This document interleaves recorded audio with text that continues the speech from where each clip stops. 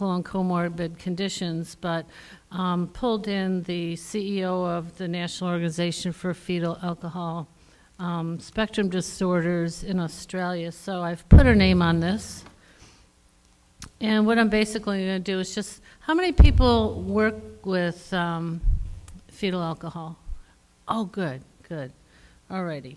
And so I'll just give a little background about it and how I bumped into it as a community issue, and some of the strategies that are known, but also some of the puzzles. And I have to back up what other folks are saying about, we know a lot about things, but not a whole lot about the efficacy of certain treatments. It's kind of sketchy, particularly in the indigenous populations. We have fetal alcohol syndrome disorders, and that's considered the umbrella for a wide range of other things, including partial and neurodevelopmental alcohol exposed. And it's caused by ingestion of alcohol during pregnancy. It can lead to some very serious and damaging effects, but it's completely preventable. This is one of her slides. Now, again, the statistics are really interesting, 1 in 1,000, but then for alcohol-related neurodevelopmental disorders, 1 in 100, and I've seen some figures I'll show you in a minute that are even more stunning. What do these people have in common?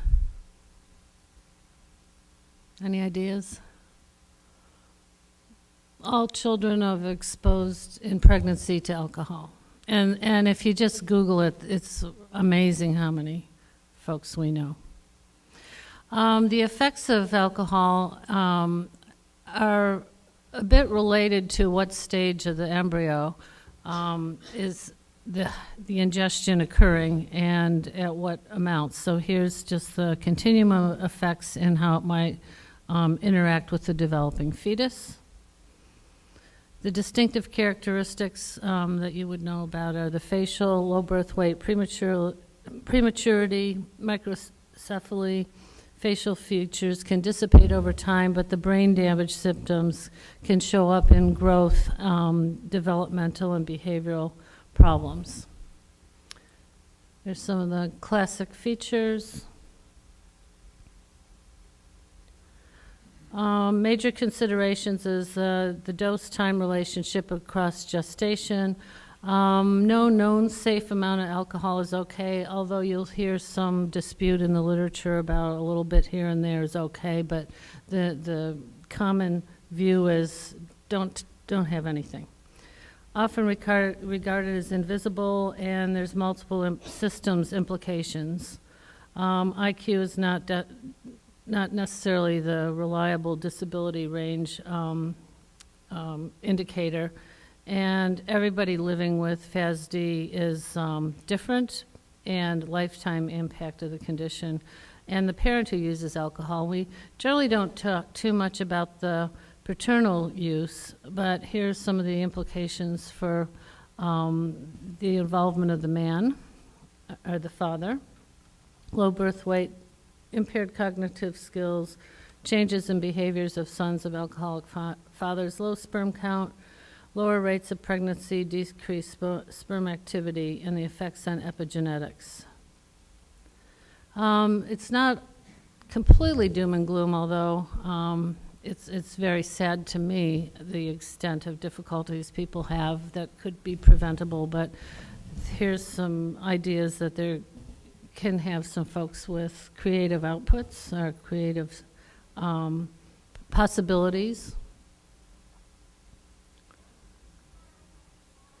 And this is some figures I found interesting. They're saying school children, the 5% is coming from a population in Italy and 2% the U.S., 5 to 7% overall. And those figures seem, I don't know how they ring with you, but they might seem a bit high. But again, it's really hard to determine and estimate. Get some 60 million people in prison have these defects and disabilities.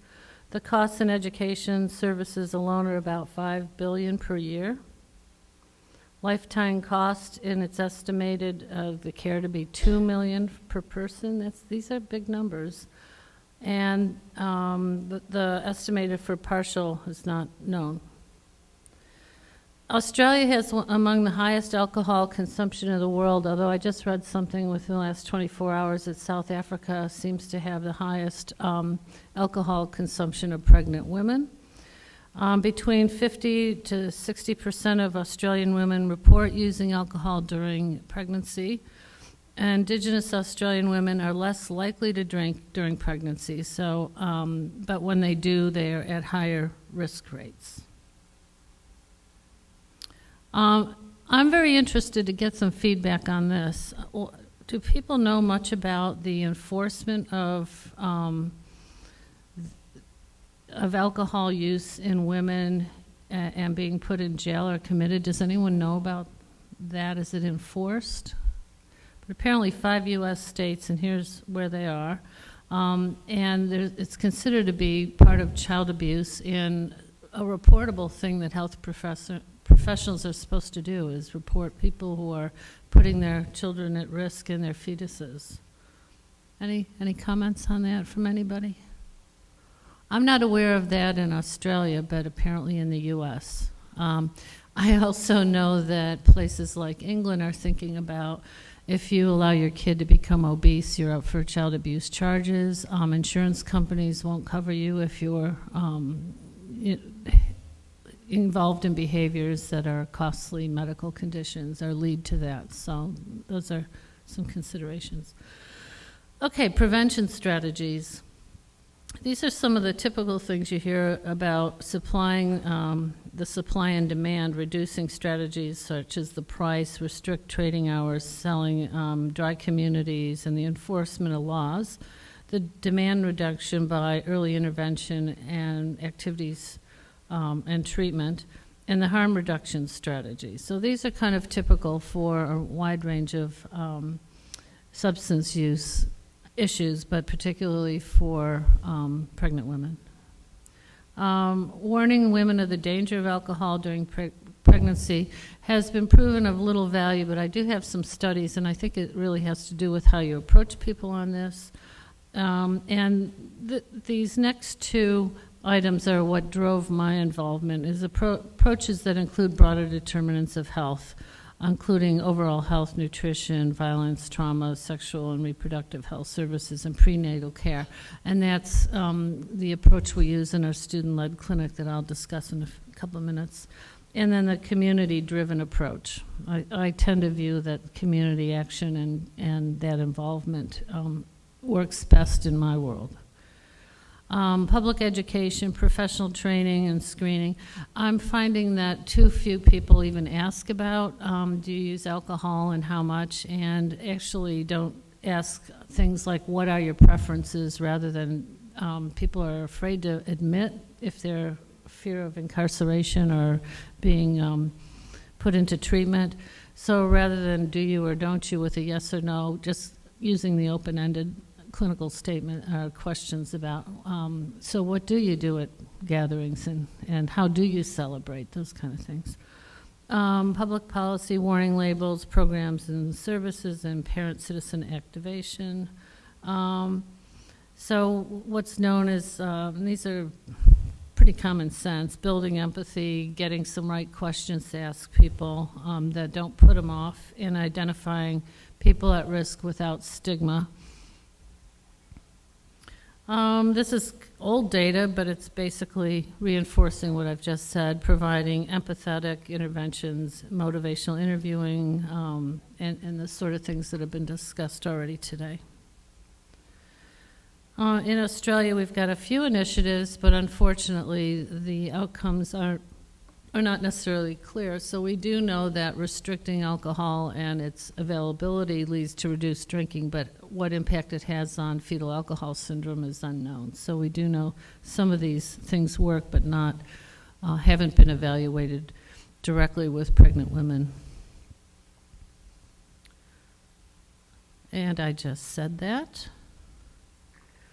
Heavy drinkers, like I said, will avoid professionals, fear of getting governmental interference, and underdiagnosis. So those are some of the puzzles and clinical issues of identification. Didn't I just say this? Yeah, build empathy, routine screening. I actually do find that we don't ask clinically enough about a range of things, including domestic violence or alcohol use, gambling, a whole range of things that just should be routine. Anxiety and depression. I have a hard time getting students to ask people about those things. I think there's part of a different assessment, and I'm going, no, it's the everydayness and the comorbidities and should be just part of everything you do, and ask people how they're going. You ask all those things. This was a study from Russia, and it was, and again, this bears out just what we would consider, I'd consider common sense, to obtain women's perceptions of their use of alcohol during pregnancy, and basically it was interviewing to find out what kind of messages women would hear. And again, I think it's just basically stunning that, and I find this in my clinical practice, that women really are not aware that drinking alcohol during pregnancy, that there's some connection to the developing fetus. And even after having the child, they think they can resume drinking and there's no passage of that to the baby. And to me, it's just a basic public awareness campaign that professionals aren't engaged in, and we don't have it as part of our everyday awareness. So the women found that the best sorts of messages were at least getting that information to them, and that their information coming from an OBGYN would be useful, and that doesn't typically occur. And husbands and partners should be on board. They definitely are another layer of folks that aren't necessarily aware. And that believing the research data coming from physicians is generally accepted. Okay, and conclusion, we need to take a broad approach. And again, it's public awareness, everydayness of getting folks to really think about it, more than just warning labels. Here's another one, and this I'll just about conclude it after this, that there was a public awareness strategy about what kinds of messages would help people abstain.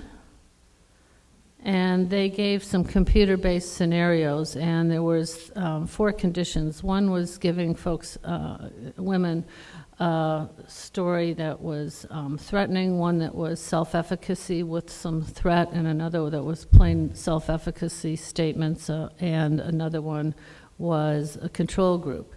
And interestingly, they found the threat as being the most powerful message to give.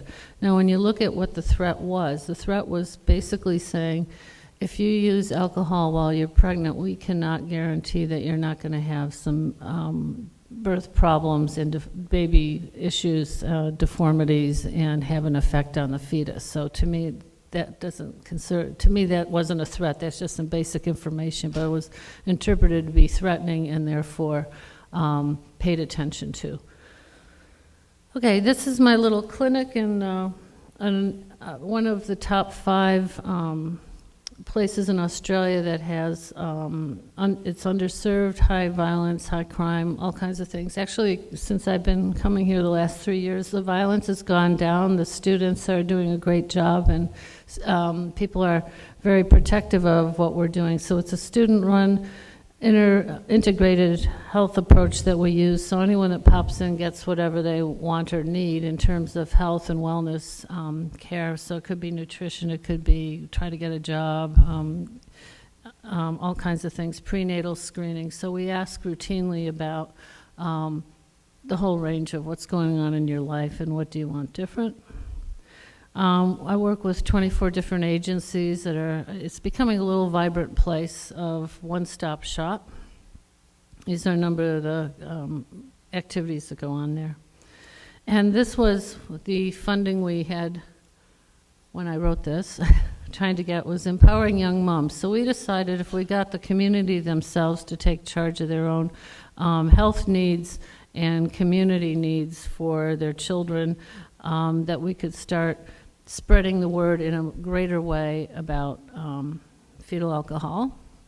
And so this idea of empowering young moms was to build their skills and their self-confidence, get them in the idea of getting some employment and resilience and risk to health, particularly fetal alcohol. We were putting moms in the center of everything to come up with their own daily schedule and plan around nutrition and development and knowledge to respond to their needs and support. So it's teaching cooking, getting a food bank going, talking about prenatal immunizations and the sort of things that, rather than going to a professional, coming to their own self-help network. The food bank, doing some cooking right there on site. Anyhow, we didn't get funded particularly for employing the residents, the young women, but we have this approach going with our drop-in center anyhow. So we have kind of a community kitchen, an area where the students and everybody else hangs out, and this information is getting imparted. So we're doing it kind of ad hoc, but it's part of a larger system of nutrition, and we have worming days and scaby days and lice days and feeding in the community garden and birth certificates. So it's part of a bigger package, but that's kind of the approach we're taking. And I will conclude there with some references and thank my friend that really knows about this topic nationally in Australia, and I'll invite some questions. Thank you.